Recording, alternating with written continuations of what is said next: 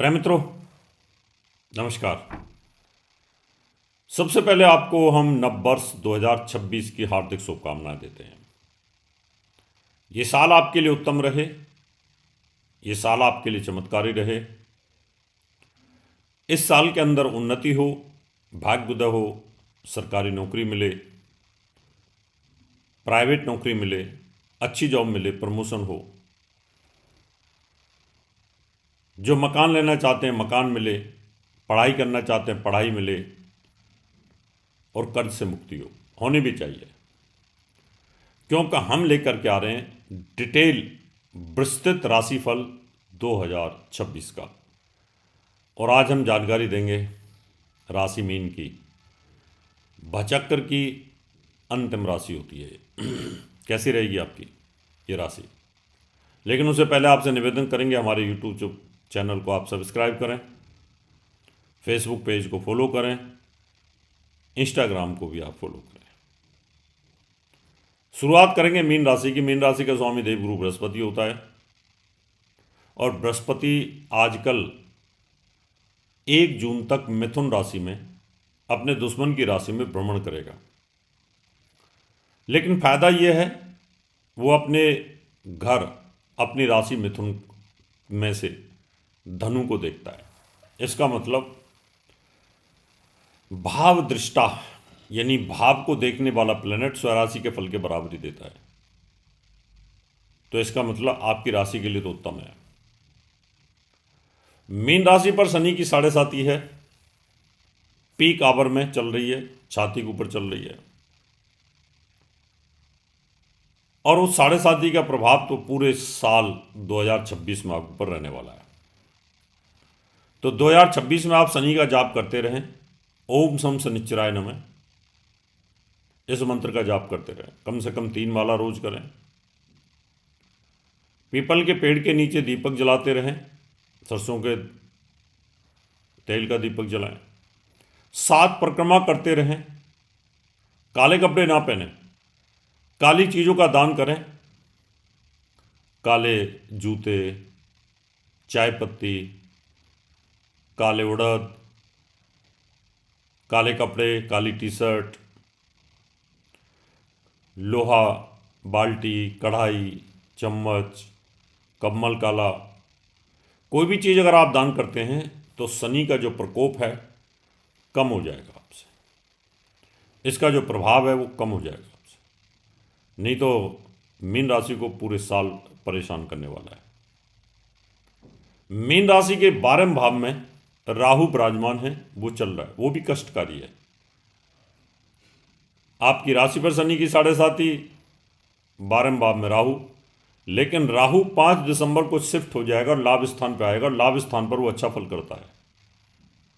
इसका मतलब आपके व्यापार के लिए, उन्नति के लिए वो अच्छा हो जाएगा। मीन राशि के बाकी के प्लैनेटों की भी जानकारी देंगे। मीन राशि में धन भाव का स्वामी और भाग्यस्थान का स्वामी मंगल होता है, और मंगल बड़ा महत्वपूर्ण होता है। कैसा रहेगा? मंगल की शुरुआत तो उच्च अवस्था से हो रही है। साल की शुरुआत आपके लाभ स्थान पर उच्च होगा, लेकिन अस्त रहेगा। मंगल 11वें भाव में अच्छा फल करता है, सूर्य के साथ रहेगा, अच्छा फल करेगा। मूंगा पहन सकते हैं तो व्यापार के लिए अच्छा है, पढ़ाई के लिए अच्छा है, संतान के लिए अच्छा रहेगा।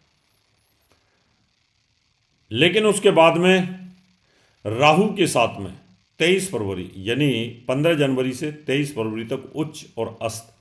23 फरवरी से मंगल राहु की युति ये 12वें भाव में रहेगी। ये बड़ा खतरनाक योग है।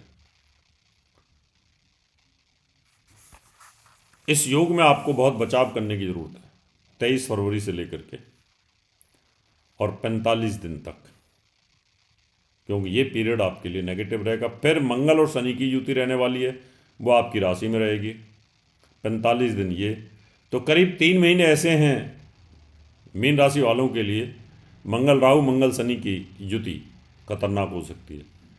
और यही ऑल ओवर वर्ल्ड के अंदर आकाशीय घटनाओं के लिए भी खतरनाक है। 2 देशों का युद्ध, आतंकवादी घटनाएं, रेल दुर्घटनाएं, हवाई जहाज दुर्घटनाएं, भूकंप, आग लगना। क्योंकि मंगल और राहु का अंगारक दोष और मंगल शनि का दोष।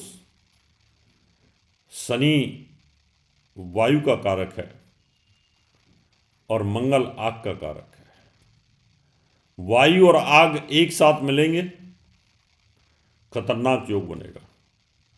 इसी प्रकार मंगल और केतु की युति भी होगी, वो भी ध्यान रखने वाला है। और फिर मंगल नीच का होगा, वो संतान भाव पर होगा 18 सितंबर से लेकर 12 नवंबर तक। ये 54 दिन का पीरियड है, ये आपके लिए हानिकारक हो सकता है मीन राशि वालों के लिए, संतान के लिए, क्योंकि नीच होकर के घूमेगा। 23 फरवरी से 10 मई के बीच में यहाँ पर ये जो पीरियड मैंने बताया है 10 मई तक, यहाँ मंगल राहु मंगल शनि की युति हैं, इनको ध्यान रखना है।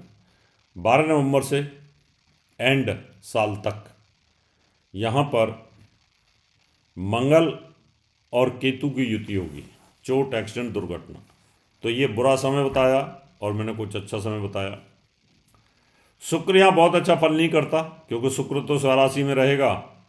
तो उस समय पर शुक्र की अगर मैं बात करूँ तो 19 अप्रैल से 14 मई तक ये स्वराशि में रहेगा। लेकिन 3 सितंबर से 5 नवंबर तक शुक्र तुला राशि में रहेगा, जो लाभ स्थान पर रहेगा। ये आपके लिए बहुत पॉजिटिव है। अब सूर्य की भी बात कर लेते हैं। सूर्य भी बड़ा पावरफुल होता है, लेकिन ये छठे भाव का स्वामी होता है। सूर्य उच्च होगा आपके धन भाव पर। जब धन भाव पर सूर्य छठे भाव का स्वामी होता है तो उस समय आपका पैसा खर्च होता है। तो यहाँ पर 14 अप्रैल से 15 मई तक सारा पैसा खर्च होगा, लग जाएगा, कहीं इन्वेस्ट हो जाएगा। और 17 अगस्त से लेकर के 17 सितंबर तक स्वराशि में केतु के साथ रहेगा। चोट, एक्सीडेंट, दुर्घटना से बचाव करना, बड़ा सावधानी बरतने की जरूरत है। और फिर ये नीच होगा, ये आपके हेल्थ के लिए खराब रहेगा। 17 अक्टूबर से 17 नवंबर तक यहाँ पे नीच रहने वाला है, इसका ध्यान रखना है। तो ये पीरियड मैंने जो बताए हैं, इनमें आपको बहुत सावधानी बरतने की जरूरत है। और साथ में मीन राशि वालों को शनि की पूजा और राहु की पूजा साल की शुरुआत में जरूर करा लेनी चाहिए। इन पूजाओं को कराने से ज़बरदस्त आपको लाभ मिलेगा। शुक्र जो कि नीच होगा आपके विवाह स्थान पर, ये पत्नी के स्वास्थ्य के लिए बहुत ज़्यादा अच्छा नहीं है, यहाँ बचाव करना है। 1 अगस्त से लेकर के 2 सितंबर और 5 नवंबर से 22 नवंबर तक ये पीरियड भी शुक्र की नीचता का है। शुक्र नीच होगा, मंगल नीच होगा और सूर्य नीच होगा।